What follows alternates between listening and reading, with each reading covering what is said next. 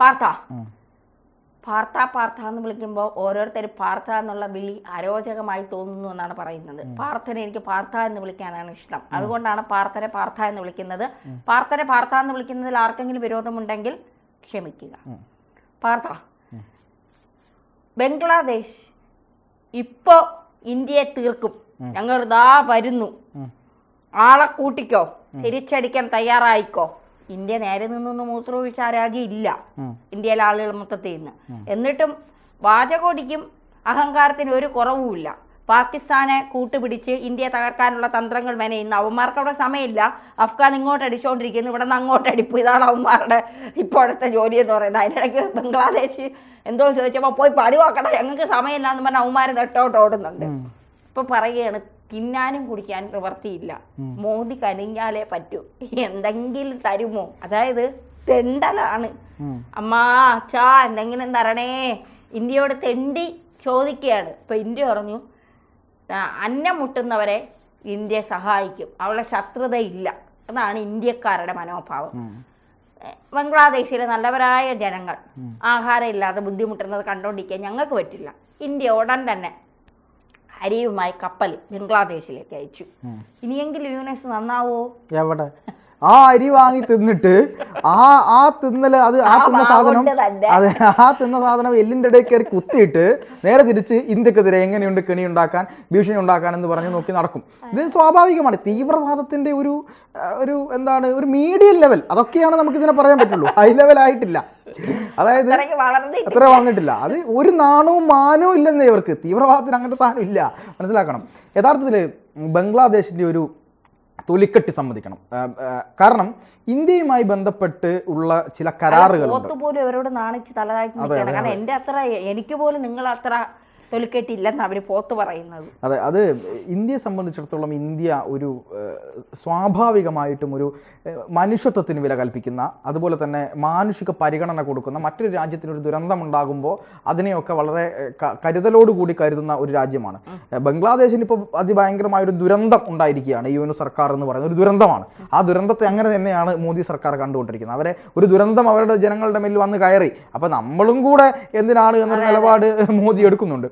പക്ഷേ ഇവിടെ എന്താണ് യഥാർത്ഥ കാര്യം എന്ന് വെച്ചാൽ, ബംഗ്ലാദേശും ഇന്ത്യയും തമ്മിൽ ചില കരാറുകളുണ്ട്. അന്തർദേശീയ തലത്തിൽ നമ്മൾ എന്താണ് ലോകരാജ്യങ്ങൾക്കിടയിൽ തന്നെ പ്രസിദ്ധമായിക്കൊണ്ടിരിക്കുന്ന, അല്ലെങ്കിൽ അവരുടെയൊക്കെ അംഗീകാരത്തോടു കൂടി പരസ്പരം നടപ്പിലാക്കുന്ന ചില നയതന്ത്ര കരാറുകളുണ്ട്. അത്തരത്തിലുള്ള ചില കരാറുകൾ ഇന്ത്യയും ബംഗ്ലാദേശും തമ്മിലുണ്ട്. കാരണം ഭക്ഷ്യവസ്തുക്കൾ അങ്ങോട്ട് കൊടുക്കാനും ഇങ്ങോട്ട് വാങ്ങാനും, ചില പ്രകൃതി സംബന്ധമായ പ്രകൃതിവാതകങ്ങൾ കൊടുക്കാൻ, വൈദ്യുതി കൊടുക്കാൻ, അതുപോലെ അവിടെ നിന്ന് ഇങ്ങോട്ട് ചില വസ്തുക്കൾ കൊണ്ടുവരാൻ, ചില എന്താണ് ഈ പറയുന്ന നമ്മളെ കെട്ടിടങ്ങളൊക്കെ ഉണ്ടാക്കാനുള്ള വസ്തുക്കളുണ്ടല്ലോ, ഇപ്പോൾ കല്ലായാലും അതുപോലെ തന്നെ അതിൻ്റേതായ വസ്തുക്കൾ കൊണ്ടുപോകാനൊക്കെയുള്ള കരാറ് ബംഗ്ലാദേശും ഇന്ത്യയും തമ്മിലുണ്ട്.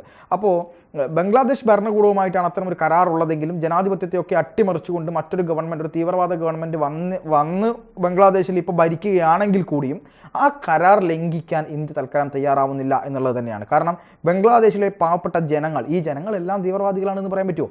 ഈ ബംഗ്ലാദേശിലെ പാവപ്പെട്ട ജനങ്ങളെല്ലാം തീവ്രവാദികളാണ് എന്ന് നമുക്ക് പറയാൻ ഒരിക്കലും കഴിയില്ല എന്നുള്ളതാണ്. കാരണം അവിടെ ഹസീനയുടെ നേതൃത്വത്തിലുള്ള സർക്കാർ ഭരിക്കുന്ന സമയത്ത് അവിടെ ജനാധിപത്യത്തിലൂടെ ഹസീനയെ തിരഞ്ഞെടുക്കപ്പെട്ടപ്പോൾ അതിനുവേണ്ടി പ്രയത്നിച്ചതും അവർക്ക് വോട്ട് ചെയ്തതും ഒക്കെ അവിടുത്തെ ജനങ്ങൾ തന്നെയാണ്. അപ്പോൾ അവരെ ഒരു അട്ടിമറിയിലൂടെയാണ് ഈ പറയുന്ന യൂനുസ് അല്ലെങ്കിൽ മൗദൂദിസ്റ്റുകളും ജമാഅത്തെ ഇസ്ലാമിയുടെ ആളുകളൊക്കെ അവിടെ ഭരണത്തിലേറിയിരിക്കുന്നത്. അപ്പോൾ അതുകൊണ്ട് ജനങ്ങളെ മുഴുവനായിട്ട് കുറ്റപ്പെടുത്താൻ കഴിയില്ല എന്നുള്ളത് തന്നെയാണ്. അപ്പോൾ ഈ നരേന്ദ്രമോദിയുടെ അല്ലെങ്കിൽ കേന്ദ്ര സർക്കാരിൻ്റെ ഒരു പരിഗണന എന്ന് പറയുന്നത് അവിടെയുള്ള ആളുകൾക്ക് പട്ടിണിയായി ബന്ധപ്പെട്ട് അവർ തെരുവിലിറങ്ങി പരസ്പരം അടിക്കുന്നു, പരസ്പരം ഭക്ഷണത്തിന് വേണ്ടി കെഞ്ചുന്നു. അങ്ങനെ ഒരു തരത്തിലും നിവൃത്തിയില്ലാത്തൊരവസ്ഥയിലേക്ക് ഇവർ പോകുന്നു. അതിനിടയിലാണ് ബംഗ്ലാദേശ് പറയുന്നത് ഇന്ത്യയിൽ നിന്ന് ഞങ്ങൾ എന്ത് ചെയ്യില്ല, ഉരുളക്കിഴങ്ങും പച്ചക്കറികളും ഒന്നും വാങ്ങില്ല, ഞങ്ങൾക്ക് ഞമ്മൻ്റെ പാകിസ്ഥാനുണ്ട്, ഞങ്ങൾ അവിടെ പോയി വാങ്ങിച്ചോളാം എന്ന് പറയുന്നുണ്ട്. അങ്ങനെ വാങ്ങിച്ചോളാം എന്ന് പറയുന്ന സമയത്ത് തന്നെ പാകിസ്ഥാനിൽ വലിയ പ്രശ്നങ്ങൾ വരുന്നു. ഒരു റൊട്ടിക്ക് 1000 രൂപയിൽ കൂടുതൽ പൈസ വരുന്നു. അങ്ങനെ പാകിസ്ഥാൻ കുത്തുവാള എടുക്കുന്നു. പാകിസ്ഥാന്റെ ഉള്ളിൽ ആഭ്യന്തര കലാപം വരുന്നു. ഇമ്രാൻഖാനെ തിരിച്ചു വിളിക്കണമെന്ന് ആവശ്യപ്പെട്ടുകൊണ്ട് ഇപ്പോഴത്തെ ഷഹബാസ് ഷെരീഫിനെതിരായിക്കൊണ്ട് വലിയ പ്രശ്നങ്ങൾ വരുന്നു. ഈ പ്രശ്നങ്ങളൊക്കെ ഉണ്ടാകുന്ന സമയത്ത് പിടിച്ചു നിൽക്കാൻ കഴിയാതിരിക്കുമ്പോഴാണ് എന്താണ് കൂനിൽ മേൽ കുരു എന്ന പോലെ അഫ്ഗാനിസ്ഥാനും പാകിസ്ഥാനും തമ്മിൽ ഏറ്റുമുട്ടുന്നത്. അപ്പോൾ ഇതുകൂടി ആയപ്പോൾ ബംഗ്ലാദേശിന് ഒരു തരത്തിലും പിടിച്ചു നിൽക്കാൻ പറ്റാത്ത ഒരു അവസ്ഥയിലേക്ക് വരികയും എന്താണ് ഈ കരാറിൻ്റെ ഭാഗമാണ് എന്ന് പറഞ്ഞുകൊണ്ട് എന്താണ് 26,000 മെട്രിക് ടൺ, ക്ഷമിക്കണം 50,000 മെട്രിക് ടൺ അരി ഇവരോട് ചോദിച്ചിരിക്കുന്നു. 50,000 മെട്രിക് ടൺ ചോദിച്ച സമയത്ത് 26,000 മെട്രിക് ടൺ അരി നമ്മളിപ്പോൾ തന്നെ കപ്പലിൽ കയറ്റി അയച്ചു ഇന്ത്യ എന്നുള്ളതാണ്. അപ്പോൾ അവിടെയാണ് കാണേണ്ടത് വിശാലമായ ഇന്ത്യയുടെ ആ മനസ്സിനെ നമ്മൾ മനസ്സിലാക്കേണ്ടത്. ഈ സനാതനധർമ്മവുമായി ബന്ധപ്പെട്ട് ഇന്ത്യയുടെ സംസ്കാരവുമായി ബന്ധപ്പെട്ട് ഭാരതത്തിൻ്റെ ഒരു തനതായ ശൈലി എന്ന് പറയുന്നത് എപ്പോഴും ബുദ്ധിമുട്ടുള്ളവരെ ചേർത്ത് പിടിക്കുക എന്നുള്ളത് തന്നെയാണ്. പക്ഷേ അവിടെയും ഉയരുന്ന ചോദ്യം, ഈ തീവ്രവാദികൾക്ക് വേണ്ടി എന്തിനു വേണ്ടിയിട്ടാണ്, ഈ തീവ്രവാദികളെ സഹായിക്കാൻ എന്തിനാണ് ഇന്ത്യ ഇങ്ങനെ മുന്നിട്ടിറങ്ങുന്നത്? BJP ഗവൺമെന്റിന് പോലും നട്ടല്ലില്ലേ? നിങ്ങൾ നമ്മളെ ഇങ്ങനെ ആക്രമിക്കാൻ വേണ്ടി നമ്മളെ ആക്രമിക്കാൻ വരുന്ന ആളുകളാണ്, അവർക്ക് ചോറ് കൊടുക്കുക, പാല് കൊടുക്കുക, അവർ ആ പാല് കൊടുത്ത കൈക്ക് തന്നെ അവർ തിരിച്ചു കുത്തും. നിങ്ങൾ എന്തിനാണ് ഈ കരാറുകളൊക്കെ അനുകൂലിക്കാൻ വേണ്ടി പോകുന്നത്, ഈ കരാറിനെ സപ്പോർട്ട് ചെയ്യാൻ വേണ്ടി പോകുന്നത്? മറ്റെന്തെല്ലാം കരാറുകൾ ലംഘിച്ചിട്ടുണ്ട്. അപ്പോൾ ഈ കരാറും ലംഘിക്കാൻ പറ്റാത്ത അവസ്ഥയൊന്നും അല്ലല്ലോ. അവിടെ ഉള്ളത് ഒരു ജനാധിപത്യ ഭരണകൂടത്തെ അട്ടിമറിച്ചുകൊണ്ടുള്ള ഒരു ഗവൺമെന്റാണ്. അത്തരത്തിലൊരു ജനാധിപത്യ ഭരണകൂടത്തെ അട്ടിമറിച്ച ഒരു ഗവൺമെന്റിന്റെ കീഴിൽ ഈ കരാറുകൾ നിലനിൽക്കില്ല എന്ന് ഇന്ത്യ വാദിച്ചു കഴിഞ്ഞാൽ ആ ഇന്ത്യക്ക് അതിലപ്പുറത്തേക്കൊന്നും പറയാൻ ലോകരാഷ്ട്രങ്ങൾക്ക് കഴിയില്ല. ഇപ്പൊ ട്രംപാണ് അധികാരത്തിൽ വരാൻ പോകുന്നത്. ട്രംപിനാണെങ്കിൽ ബംഗ്ലാദേശിലെ ഈ യൂനിസ് ഗവൺമെന്റിനെ കണ്ണെടുത്താൽ പിന്നെ റഷ്യയുണ്ട്, അതുപോലെ തന്നെ ചൈനയുണ്ട്, ഇസ്രായേൽ അടക്കമുള്ള രാജ്യങ്ങളുണ്ട്, ജർമ്മനിയുണ്ട്. ഇവരൊന്നും തന്നെ ഇതിനെ എതിർക്കുമെന്ന് എനിക്ക് തോന്നുന്നില്ല. യൂറോപ്യൻ രാജ്യങ്ങളും എതിർക്കില്ല. യൂറോപ്യൻ രാജ്യങ്ങൾക്ക് മതിയായ ഒരു അവസ്ഥയിലാണ് പവറും ഇരിക്കുന്നത്. അതുകൊണ്ട് തന്നെ ഈ തരത്തിൽ ഇന്ത്യക്ക് പെരുമാറാൻ വേണമെങ്കിൽ, പക്ഷേ ഇന്ത്യ അതൊന്നും ചെയ്യുന്നില്ല. അത് ഞാൻ മനസ്സിലാക്കുന്നതനുസരിച്ച് ഈ നമ്മുടെ ബംഗ്ലാദേശിൻ്റെ മുൻ പ്രധാനമന്ത്രിയായിട്ടുള്ള ഹസീന പറഞ്ഞതനുസരിച്ച് അവിടുത്തെ ജനങ്ങളെ നിങ്ങൾ കൈയൊഴിയരുത്, ജനങ്ങളല്ല ഇതിൻ്റെ പിന്നിൽ, ഒരു മാറ്റം അവിടെ വരും, ഹസീനയെ തിരിച്ച് പ്രധാനമന്ത്രിയാക്കും, ബംഗ്ലാദേശിനൊരു നല്ല ഒരു ഭരണത്തിലേക്ക് തിരിച്ചു വരും. മുമ്പും ഹസീന ഇവിടെ വന്ന് അവിടെ ഹസീനയുടെ പിതാവിനെ കയറിയിട്ട് ഇവർ വെടിവെച്ച് തീർത്തു കളഞ്ഞു. കൊട്ടാരത്തിനുള്ളിലേക്ക് ഇറച്ചി കയറിയ ജമാഅത്തെ ഇസ്ലാമിയുടെയും മറ്റ് മൗദൂദിസ്റ്റുകളുടെയും അവിടുത്തെ പട്ടാളത്തിൻ്റെയും ഒക്കെ നേതൃത്വത്തിൽ അവിടെ ഇറച്ചി കയറി അവിടുത്തെ ഏകദേശം 18ഓളം ആളുകളെ അവർ നിർദ്ദയം കൊന്നുകളഞ്ഞു.